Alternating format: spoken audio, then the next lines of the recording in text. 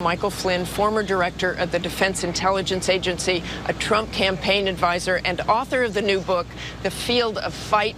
We've also learned he's being vetted as a possible Trump running mate. Good morning. It's good to see you, General Flynn. Nice to see you, Martha, and thanks for having me.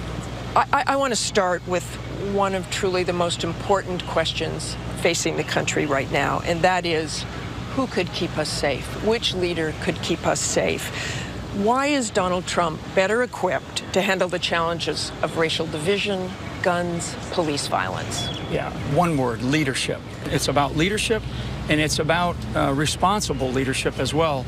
And I believe that we can't keep going in the direction that we're going, Martha. I mean, the country's going in the wrong direction. General Flynn, our most recent polling after the horrific shooting in Orlando showed that voters think Hillary Clinton showed a better temperament to respond to things like this.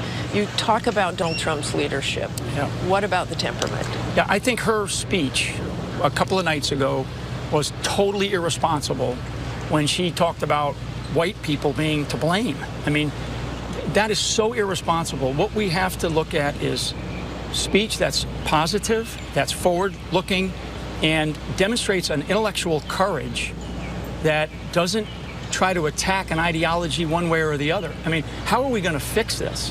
We cannot keep having these types of events in our country, whether it's a Islamic terrorist attack or whether it's an attack on our law enforcement professionals in this country. It's just, this You bring up Hillary Clinton. unbelievable. Donald Trump said the Black Lives Matter movement was trouble, a disgrace with hate. Do you think he's sensitive enough to the challenges of African-American voters? I'm not going to speak for Donald Trump, but what I will tell you is that I do believe that we have to look at what's going on in this country, be responsible in what we say, and like I said, I think that there's one race that we have to worry about, and that's the human race. And for this country to survive in the going on in the future, and I'm not talking about for the next 4 years, but for the next 50 or for the next 100, we have to demonstrate a much greater role in leadership and also how we see the direction of our country. And frankly, in my judgment, the direction of this country is going in the wrong direction.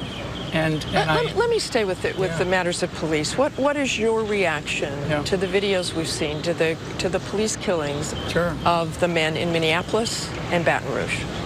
Yeah, I think that you have to wait to see. I don't know what all I don't know what all is behind that. I think that we have to, like, our system is so designed upon that, look at what the investigations come out with and see what happens. When you see short clips here, short clips there, that doesn't give anybody a good enough impression of what actually happened, and people, just inflame themselves. So we have to be, cool heads have to prevail, and like I said, I believe we need to demonstrate a much greater intellectual courage, especially at the senior leader level, from this president on down to anybody who believes that they can run this country. Let's talk about the next leader. You are being vetted, we are told, as a vice presidential candidate. Is that true? Okay.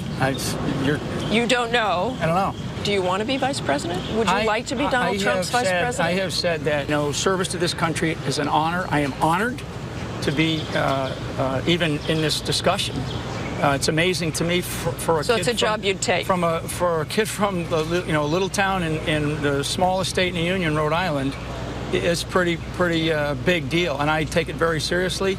If people are serious about it, I have to be serious about it. You've been a registered Democrat, correct? I grew up as a Democrat in a very strong Democratic family, but I will tell you that the Democratic Party that exists in this country is not the Democratic Party that I grew up around in my upbringing.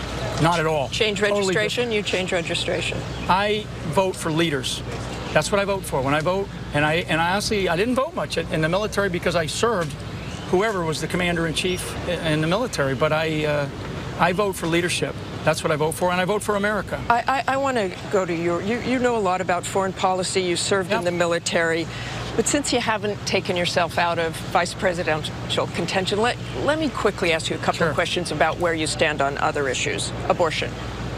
Abortion, I think it's I think for women, and these are difficult issues, but I think women have to be able to choose what they, the a right of choice, but I think that that's a difficult legal decision.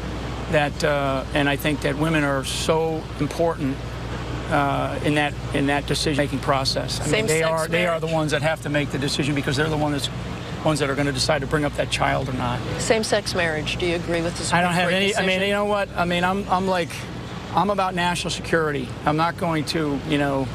I mean, But if you become a vice president, sure. you have to be prepared to be president. Sure. How about immigration? What people do in their private lives, I'm not. These are not big issues that our country is dealing with that will cause our country to collapse. I'm more concerned that our country could collapse because we are not dealing with education issues, immigration issues. Let's talk about immigration. Let me ask you immigration. Should all undocumented immigrants be deported? So undocumented or illegal?